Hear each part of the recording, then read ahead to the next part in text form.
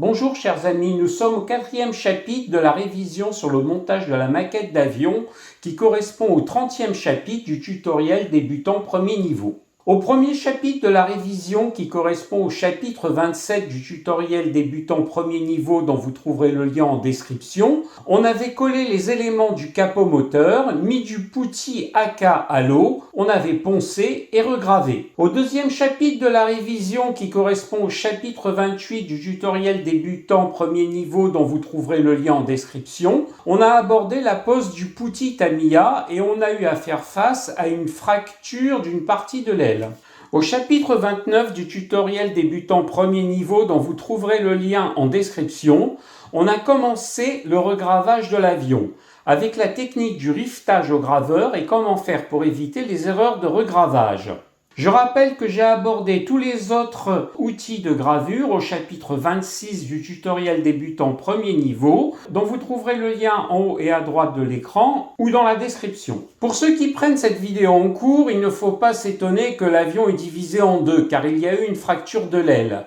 Et comme une pièce collée et cassée est plus fragile qu'une pièce montée et collée, je n'ai pas tout de suite recollé l'aile. Si vous avez un défaut de regravage, vous pouvez toujours le corriger avec du putty. Comme on le voit ici au fort grossissement, et comme on le voit ici aussi au fort grossissement. Mais attention aux zones fragiles où le plastique a presque disparu, comme ici où vous voyez cette encoche. On n'insiste pas et on fera la correction plus tard. Et comme je l'ai dit, il y a différentes couleurs dues au putty, mais cela disparaîtra avec la peinture. Les défauts que vous voyez sont dus à un très fort grossissement. Comme vous voyez au grossissement normal, on voit les points de regravure. À la fin de cette vidéo, dont le timecode est précisé dans la description, on fera un premier résumé de la pratique de la regravure. Générique.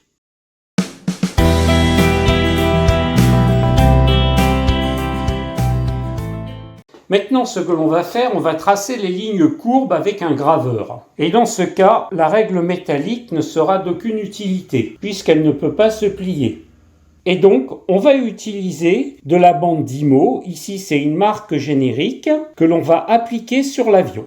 Mais avant de tracer les lignes courbes qui étaient au-dessus et qui étaient au-dessous et qui ont disparu avec le putty et le ponçage, il serait bien de nettoyer les lignes de structure qui ont été remplies de putty. Comme vous le voyez ici, du putty à l'eau a coulé un petit peu entre les structures. Donc, on enlève ce reste de putty avec un graveur. Voilà, ce qui permet de récupérer nos lignes de structure. De l'autre côté, cela va être pareil. On va enlever les restes de putty afin de dégager les lignes de structure. Voilà, on a libéré nos lignes de structure. Et on va faire un petit peu partout, là où le putty a coulé, quand il était très fluide.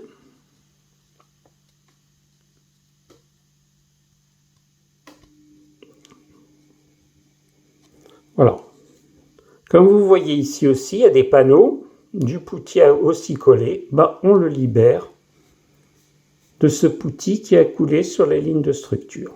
Alors, donc avant de faire les lignes courbes qui sont au-dessus et en dessous de l'avion, je vais dégager toutes les lignes de structure où du putty fluide a coulé.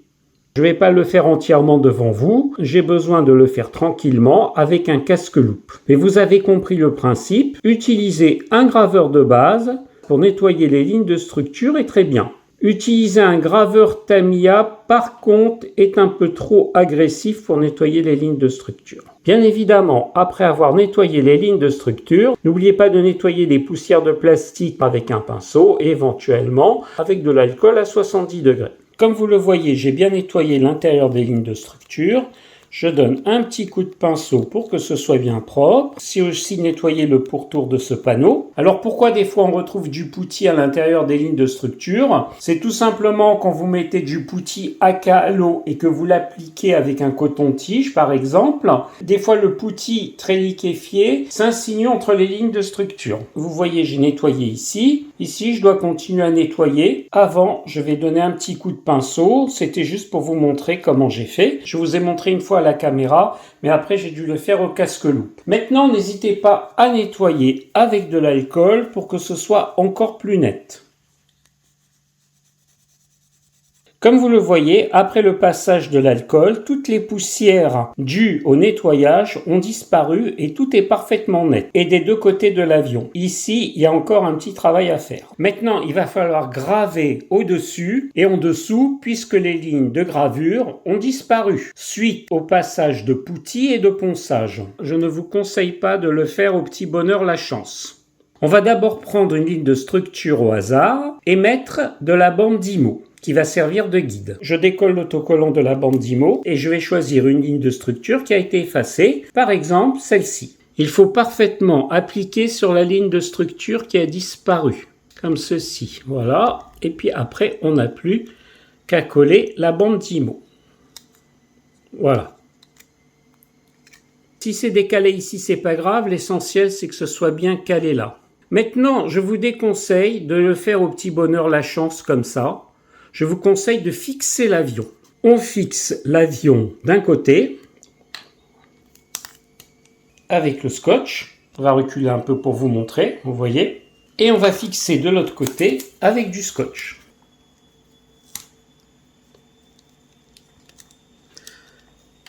Voilà, ainsi l'avion est parfaitement immobilisé.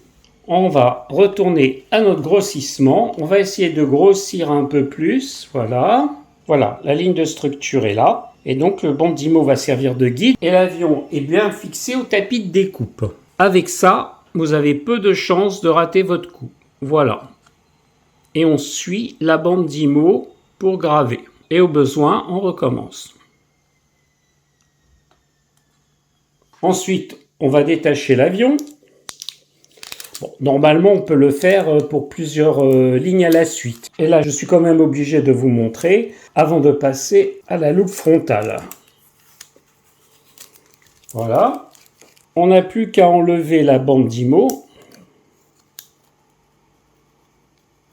Et comme vous le constatez, cela a été très bien regravé. On va donner un petit coup de pinceau. Et on va donner un petit coup d'alcool pour bien nettoyer le tout. Et là, comme vous voyez, la ligne de structure a été recréée. C'est pas la peine de remettre de la bande d'IMO ou de fixer l'avion. On continue à nettoyer un petit peu. Voilà, notre ligne de structure a été reconstruite. On a un petit peu glissé ici, mais on arrangera ça par la suite. Voilà, normalement, vous mettez une bande d'IMO, vous fixez l'avion et vous regravez. Voilà, au grossissement normal, nous avons regravé une ligne de structure. Et ceci avec un graveur de base. On va refaire la même chose sur une autre ligne de structure, cette fois-ci avec le graveur Tamiya. Donc on va choisir une autre ligne de structure, par exemple celle-là. Et comme d'habitude, on va poser la bande d'IMO très près de la ligne de structure à refaire. Voilà, c'est la même bande d'IMO que j'ai utilisée tout à l'heure, elle est encore adhésive. Et là, comme d'habitude, je vous conseille de fixer la maquette. Alors moi, je la fixe avec du scotch, c'est le matériel de base, mais il peut exister d'autres matériels de fixation plus sophistiqués pour le maquettisme.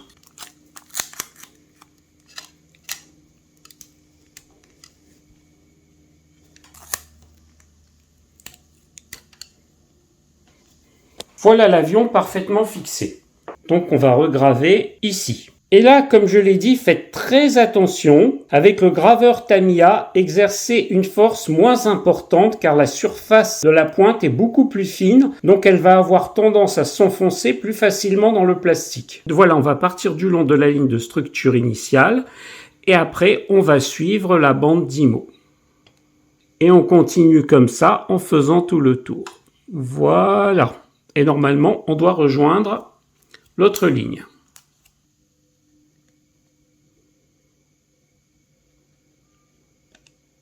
Ceci fait, on va détacher l'avion.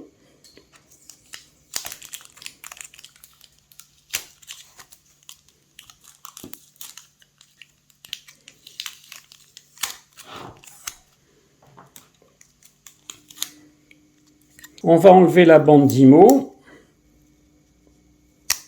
Et on va voir ce que cela a donné. Comme vous voyez, c'est parfait, avec une moindre force. Et maintenant, on n'a plus qu'à regraver, en regravant très finement les lignes de structure que l'on a déjà fait. Voilà. Donc voilà, on a regravé une autre ligne de structure, cette fois-ci avec le graveur Tamiya. Et là, on va faire comme d'habitude, un coup de pinceau, et on va nettoyer avec de l'alcool. Voilà. Donc, une ligne de gravure refaite avec un graveur de base et une ligne de gravure de fait avec un graveur Tamiya. Il y a des restes de mastic ici, mais on s'en occupera plus tard. Évidemment, tout ce que j'ai fait à l'écran devant vous doit être fait avec un casque-loupe afin que le regravage soit très précis. Et comme vous avez sûrement dû le remarquer, j'ai commencé par le regravage des lignes de structure du dessous de l'avion. Et pour votre première maquette, faites toujours comme ça, car il peut y avoir des petites erreurs de regravage qui, ma foi, ne se verront pas trop une fois que vous aurez fini votre maquette. Par contre, si vous faites des regravages par le dessus de la maquette et qu'il y a des erreurs, cela se verra un peu plus. Donc, entraînez-vous à commencer à faire les regravages par le dessous et une fois que vous avez fini, vous serez plus expérimenté par le regravage du dessus de l'avion qui se verra beaucoup plus une fois la maquette terminée. Il y a encore d'autres méthodes pour regraver. On va utiliser ces deux outils. Je vous rappelle que j'ai parlé de ces outils au chapitre 26 du tutoriel débutant premier niveau, dont vous trouverez le lien en description. Donc ici, on avait regravé avec un graveur de base, ici avec le graveur Tamiya. On va essayer un autre type de regravure. Et là, on va faire toujours la même chose, on va mettre la bande d'IMO le plus proche possible de la ligne de structure qui a été effacée. Et là, on va prendre une pointe de crayon. Normalement, cette pointe de crayon est très fine, mais on est à un très fort grossissement. Et on va partir de la ligne de structure en place jusqu'à la ligne de structure qui a été effacée. Voilà. S'il y a eu un problème, on n'hésite pas à effacer. Une fois ceci fait, on peut enlever la bande d'IMO. Et cette fois-ci, on va suivre la ligne de crayon et on va appuyer dessus avec une lame. Ce sont des lames un petit peu spéciales. Comme je l'ai dit, j'en ai parlé au chapitre 26. Et on va suivre la ligne de crayon des deux côtés jusqu'à rejoindre les deux lignes de structure qui n'ont pas été effacées. Voilà, on appuie bien.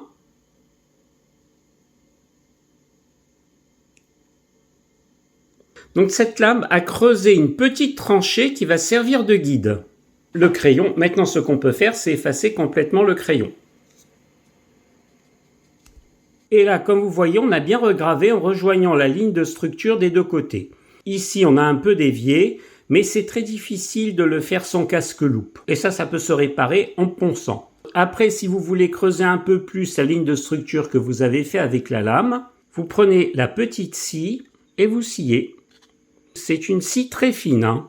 Donc finalement, n'hésitez pas à utiliser un casque-loupe. Parce qu'avec un casque-loupe, vous pouvez même, sans utiliser un crayon, vous mettez votre lame sur une ligne de structure intacte et vous continuez comme ceci jusqu'à rejoindre l'autre ligne de structure.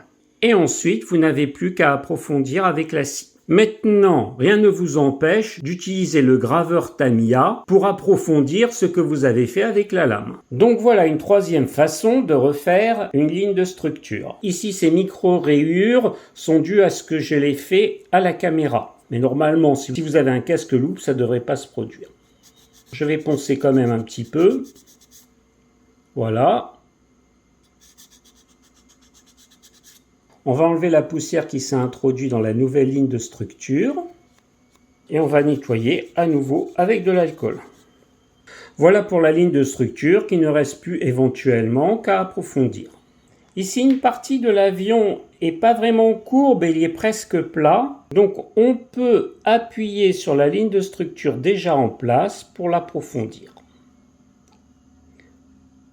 Voilà.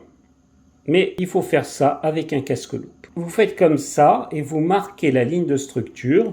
Ensuite, vous approfondissez ou avec une scie ou avec un graveur, que ce soit Tamiya ou un graveur quelconque. Là, je n'ai pas fixé l'avion, mais à chaque fois que vous gravez un casque-loupe, fixez l'avion par quelque moyen que ce soit, et le moyen le plus simple est le scotch. Donc, comme vous voyez, on a regravé 3 lignes de structure, une avec un graveur de base, une avec un graveur Tamiya, et une avec une lame qui va servir de guide au graveur de base, au graveur Tamiya ou à une scie. Maintenant, on va aborder la roulette à rifter. Comme vous voyez, une partie du rivetage sur cet aileron a disparu. Ici, on avait fait le rivetage avec une règle métallique et un graveur. Ici, on va le faire avec une roulette à riveter. Comme vous voyez, la longueur est un peu plus longue, donc c'est préférable, mais aussi c'est pour vous montrer l'usage de la roulette à riveter. Je vous montre comment faire. Là aussi, un casque-loupe est préférable, mais là aussi, il vaut mieux fixer l'aile, sinon le rivetage que vous allez faire va faire des vagues. Il vaut mieux que ce soit une ligne rectiligne. Comme vous voyez ici, le rivetage a été un petit peu conservé. Sur une ligne très courte, on peut éventuellement se passer de fixer la maquette et juste la tenir avec les doigts. Mais là, comme la ligne est longue, il vaut mieux fixer l'aile et en plus fixer avec une règle pour éviter que la roulette à riveter fasse des vagues. Donc là, je fais comme d'habitude, je fixe l'aile des deux côtés.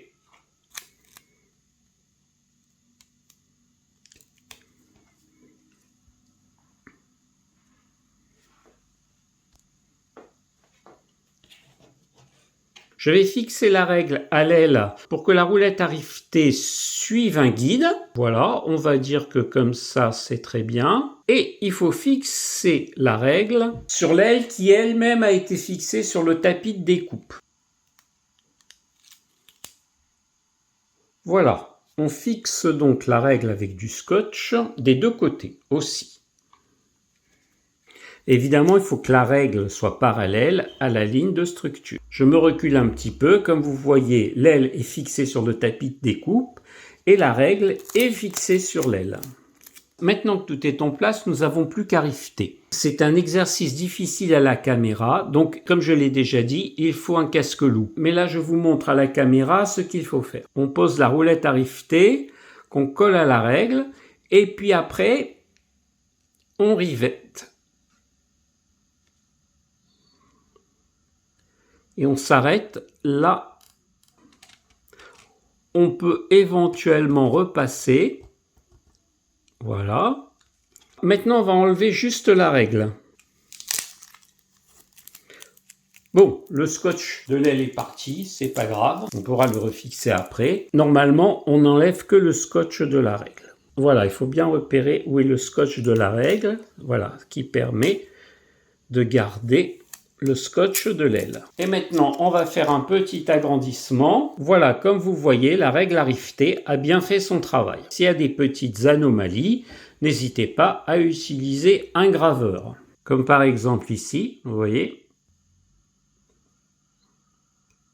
Voilà. Ici aussi à côté. Voilà.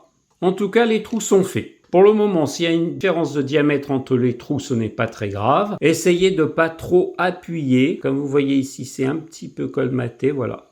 Vous voyez? Là, on a un petit peu trop appuyé pour les trous colmatés. Vous voyez ici, il y a encore un petit trou qui est pas très évident. Voilà. J'appuie pas et vous voyez, c'est libéré. Donc, n'appuyez pas trop. Ça, on peut le refaire en ponçant et en réappuyant avec un graveur. Donc, que faut-il retenir pour la roulette à riveter? C'est comme tous les instruments de gravure, fixez la maquette. Et si vous avez besoin d'un guide, scotchez ce guide sur la maquette que vous avez fixée. Ici, on avait besoin d'une règle, et si c'est une surface courbe, eh ben, vous aurez besoin d'une bande d'IMO. Là, comme vous voyez, on est assez éloigné du rivetage, et le rivetage où l'on a un petit peu trop appuyé ne se voit presque pas. C'est parce que tout simplement, j'utilise un très fort grossissement. Après, on va devoir faire la même chose en bas. L'aile doit rester fixée et pareil, on doit fixer la règle sur l'aile. Donc comme le scotch est parti, je vais refixer l'aile.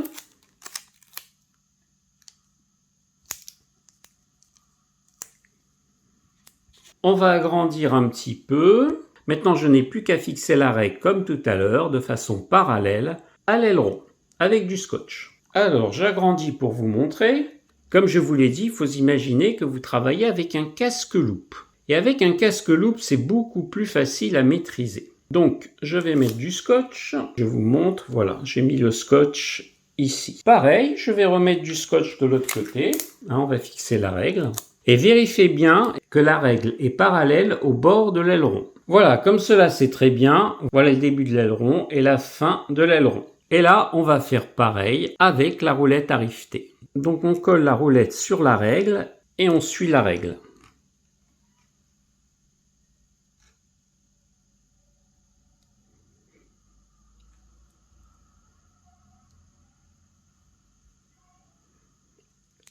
Voilà, on va enlever la règle, et comme vous le voyez, cela nous donne aussi un bon résultat.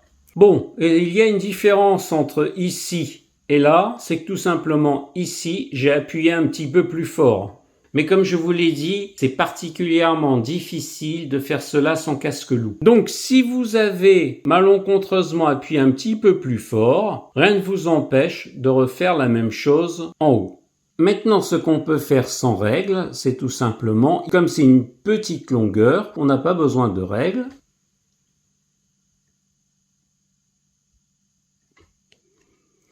Voilà, cela nous donne le rivetage idéal. On peut recommencer ici la même chose. Voilà. Ici, ça a débordé un petit peu, mais comme je vous l'ai dit, c'est difficile à la caméra, mais ne vous inquiétez pas, cela peut s'effacer très rapidement. Et ici, vous pouvez éventuellement corriger avec une pointe à graver. Voilà, donc vous faites ça régulièrement, en partant d'ici et en finissant là. Et vous aurez complètement re-rifté l'aileron. Ne vous inquiétez pas pour les petits défauts, on va les effacer. Mais là, c'était pour vous montrer, et comme je vous l'ai dit, c'est quand même assez difficile sans casque-loupe. On voit pas grand-chose, on voit les choses un peu difficilement. Mais le principe est le même. Donc ici, comme je vous ai dit, vous appuyez avec une force constante, sinon vous avez des différences de rivetage. Là, faites attention de ne pas dépasser la ligne. Vous êtes avec un casque-loupe, donc vous allez parfaitement maîtriser cela. Et s'il y a un problème, un petit coup de ponçage, et tout ça, ça disparaît. Maintenant, après tout ce que je vous ai dit sur les défauts de regravage, il faut quand même relativiser. Effectivement, je vous montre parfois certaines choses à un très fort grossissement. Mon appareil peut aller jusqu'à un grossissement x12. C'est très important, même si ce n'est pas un microscope électronique à balayage. Et donc, on va voir les moindres défauts sur cette maquette à l'échelle 1/72e. Comme vous voyez ici, le rivetage a dépassé l'aileron, ce n'est pas très embêtant. Mais ici, l'appui de la roulette à rifter a été plus important que sur la ligne du dessus. Maintenant, si on regarde à un grossissement x1, on ne voit absolument plus rien. Maintenant, à un grossissement plus raisonnable, par exemple x3, on va voir quelque chose d'intéressant. On va voir que la ligne de rivetage où j'ai dit que j'ai trop appuyé, en fait, est parfaite. Alors que la ligne de rivetage où je n'ai pas assez appuyé, on ne la voit presque pas. Quant aux lignes de rivetage perpendiculaires, on les voit, mais il manque certaines parties, mais cela peut se corriger. Donc il est souhaitable, quand vous travaillez avec un casque-loupe, de travailler toujours avec le même grossissement, sauf effectivement pour certains détails particuliers. Donc ici, ce qu'il va falloir refaire, c'est appuyer un petit peu plus sur la ligne de rivetage du haut, c'est-à-dire refaire la ligne de rivetage du haut, et effacer un petit peu les rivetages perpendiculaires qui ont débordé et poursuivre sur le rivetage perpendiculaire qui n'a pas été terminé. Nous voyons que c'est tout à fait différent du rivetage fait au graveur et à la règle métallique, mais cela peut se faire aussi. Il suffit tout simplement de moins appuyer. Donc voilà, quand je vous montre la maquette à un très fort grossissement, là ici c'est x12, vous aurez l'impression qu'il y a plein de défauts. Là c'est le grossissement x1, là je vous montre la maquette à un grossissement x3, vous voyez qu'il y a beaucoup moins de défauts. Donc par exemple sur cette partie de maquette à un grossissement x12, on voit un nombre innombrable de défauts. Maintenant si je prends un grossissement x1, on ne voit pratiquement plus les défauts, mais le grossissement le plus raisonnable à la caméra, c'est le grossissement x3, et vous voyez que là les défauts s'atténuent, à part les différences de couleurs qui vont être masquées par la peinture, et ici une partie de la matière plastique qui a disparu, et ici un tout petit bout de plastique qui s'est décollé. On arrangera ça après. Par exemple, si on regarde au grossissement x12 à regravage des lignes de structure courbes, inévitablement on voit apparaître beaucoup de défauts. Au grossissement x1, évidemment, on ne voit plus rien. Et le grossissement le plus raisonnable pour moi, pour la caméra, c'est le grossissement x3, où on ne voit plus les défauts et où on voit bien que le regravage des lignes de structure a été fait correctement. Je vous ai parlé de la caméra, Mais ceci peut aussi vous arriver avec un casque-loupe. Si par exemple vous changez souvent de grossissement avec un casque-loupe sur une même zone de l'appareil, effectivement vous allez voir des défauts là où à une vision normale il n'y en a pas et vous allez faire plusieurs passages de riftage ou de regravage. Ce que je vous conseille, c'est quand vous regravez ou quand vous riftez, restez au même grossissement. Les différents grossissements du casque-loupe sont faits en fonction, effectivement, de l'endroit où on veut faire quelque chose. Si effectivement il y a une partie du cockpit où il y a des toutes petites pièces, vaut mieux prendre un très grand grossissement. Si c'est une partie du fuselage, vaut mieux prendre un plus faible grossissement. Mais sur une même zone, prenez toujours le même grossissement. Comme ça, par la suite, pour les autres maquettes, vous n'aurez pas de surprise. Et avec ce même grossissement, vous serez habitué avec le graveur ou l'appareil à rifter, à appuyer une force constante et vous habituer à cette même force pour les autres maquettes. Comme ça, il n'y aura plus de surprise. Comme je vous l'ai dit dans ces différents chapitres de ce tutoriel débutant premier niveau, il faut vous montrer toutes les erreurs et tous les défauts. Et comme ça, vous pouvez éviter les défauts de regravage et de riftage et au pire, de toute façon, comme je vous l'ai dit, de les rattraper. Maintenant pour les avions 1/72e, et si le plastique n'est pas trop dur, il suffit de placer la lame sur une ligne de structure et rejoindre l'autre ligne de structure. Je l'ai pas fait parce que là aussi, je m'habitue à fixer l'avion. Mais cela peut se faire avec une simple lame. Vous n'avez pas besoin de scie, de graveur, etc.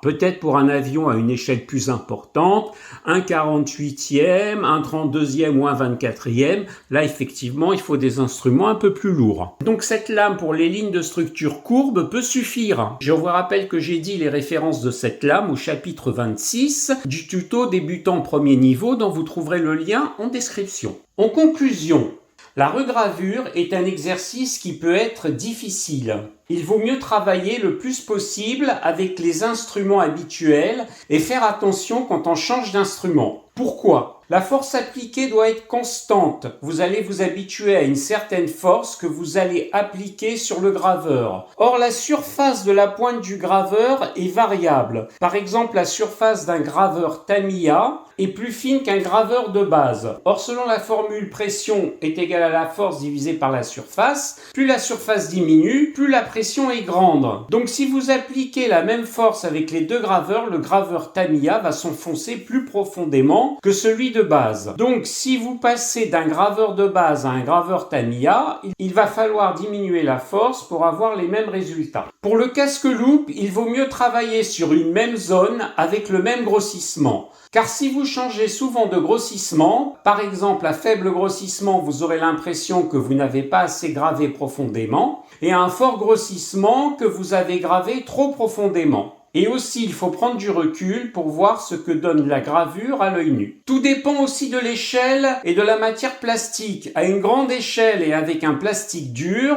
c'est plus aisé de graver, même sans casque-loupe. Mais avec une petite échelle et un plastique tendre, il vaut mieux suivre cela avec un casque-loupe. Tout dépend aussi de l'épaisseur du plastique, qui peut varier selon les zones. Par exemple, ici, on a pu regraver sans problème, mais ici, il y a eu des incidents de regravure avec perte de plastique et ici, fracture du plastique. On réparera cela plus tard. Mais pourquoi il y a eu cette différence ? C'est que tout simplement, sur cette zone-là, le plastique est épais et sur cette zone-là, le plastique est mince. La preuve, si je retourne l'avion, nous voyons que cette zone-là est très mince, alors que si on va plus profondément à l'intérieur de l'avion, cette zone-là est plus épaisse. Donc, il faut appliquer une moindre force, sinon cela aboutit à une perforation et à des fractures, qui, comme je le répète, sont réparables. On peut faire un résumé sous une forme de tableau sur la pression à exercer sur le graveur ou sur l'appareil à rifter. Et comme je l'ai dit, il faut une pression constante souhaitable. Donc pression constante souhaitable, ça veut dire une force constante souhaitable. Par contre, pour une même force, avec une pointe fine, la pression va être plus élevée. Donc avec une pointe fine, il faudra exercer une force plus faible. Comme je l'ai dit plusieurs fois, j'ai comparé la pointe à graver de base à la pointe à graver Tamiya. La pointe à graver Tamiya est plus fine et la pointe à graver de base est plus épaisse. Donc, si vous appliquez la même force et que la pointe est plus fine, vous allez exercer une pression plus importante. Donc, avec une pointe fine, exercez une force plus faible. Ce que j'ai dit est tout à fait valable pour les lames ou pour les scies. Maintenant, la pression aussi doit être variable en fonction de l'échelle de la maquette ou de la dureté du plastique, car les résultats seront différents. La pression doit être aussi variable en fonction de l'épaisseur du plastique qui peut varier sur une même zone, comme je vous ai montré tout à l'heure où il y a eu des perforations. Maintenant, en dehors de la force exercée sur le graveur, sur la lame ou sur la scie, si vous utilisez un casque-loupe, utilisez le même grossissement sur une même zone afin d'appliquer la même pression. Sinon, vous aurez une erreur d'appréciation de pression ou de force. En conclusion, il faut exercer une même force et donc une même pression, avec le même graveur, avec la même échelle de maquette, avec le même plastique, sauf s'il y a une épaisseur variable sur une même zone. Si vous utilisez un casque-loupe, le grossissement doit être constant sur une même zone. Maintenant que je vous ai pratiquement tout montré sur la pratique du regravage, moi, ce que je vais faire de mon côté, c'est regraver entièrement l'avion avec un casque-loupe. Pour le moment, la vidéo va s'arrêter là et je vous montrerai les résultats de tout le regravage que j'ai fait dans la prochaine vidéo. Si vous avez aimé cette vidéo, n'oubliez pas de vous abonner en appuyant sur le bouton s'abonner ou sur le cercle Reste Modèle. N'hésitez pas à partager la vidéo et un pouce bleu me ferait plaisir. Je vous souhaite une bonne continuation.